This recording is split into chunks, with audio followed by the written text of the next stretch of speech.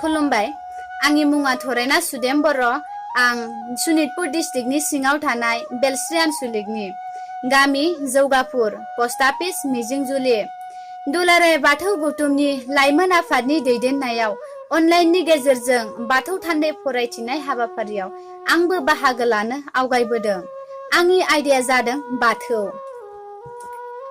बाथौ फैलाव बिलाब्लाथानि सोरजिसुमा गुमुरा जोबोद आबुर गोनां, जोबोद सोमोनांथाव। मोनफ्रोमबो जिब जिबि बिफां लाइफां सोमजिनायनि गुदिखौ संदाननानै नायोब्ला नुनो मोनो बेवहाय मुंसेबो नागारजायै मोनबा बेसादनि थुबुर दं। बे गाहेला जिरादानो जादों हा दै बार सान अखोरां।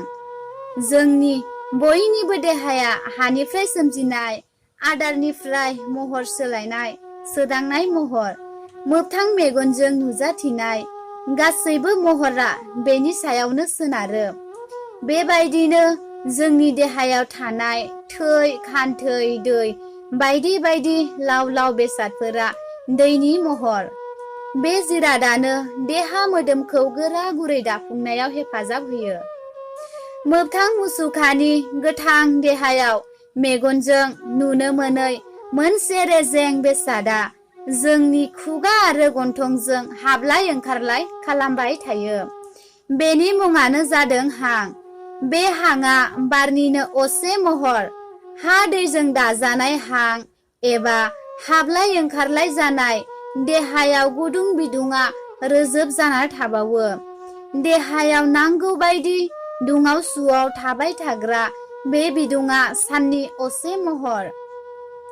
बे बिदुङा नांगौनि एसे बारा जायोब्ला रावनिबो देहाया थांनानै थाया, थैयो। इसोरनि सोरजिखौ बेनो हमथायो। बेबायदिनो जोंनि देहानि बयनिबो थाथाय महरा अख्रांनि रोजोब महर। बयनिबो देहानि महरखौ लासै लासै फुरलांबाय थायोब्ला बे जोबथारनायाव बिन्दो महराव थाहैगोन। बबेखानि गोथौयै नायोब्ला जोंनि बयनिबो उजिनायनि गुदिया बे थरथिं बिन्दोनि सायावनो सोनारो।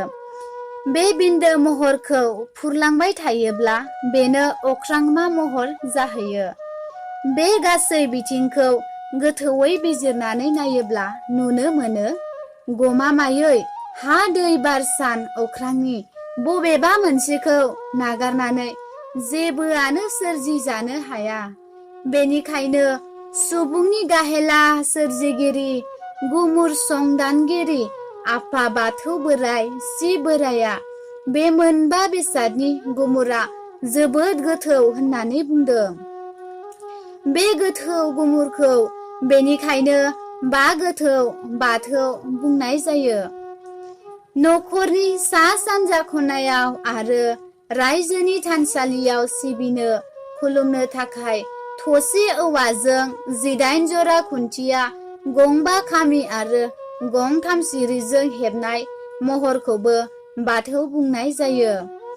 बे खामानिखौ जों बयबो बाथौ दुमनाय होननानै बुङो। मानोना बाथौ दुमनायखौ सोरजिनि गासै गोथौ गुमुर बिजिरजोबनो हानाय बायदियै थाथौ बरहा महरै हेबनाय जायो। सिजौ गायनायनि बाथौ दुमनाय जायगाखौ बेबायदिनो बाथौ बिन्दो बुंनाय जायो। खुलुमबाय।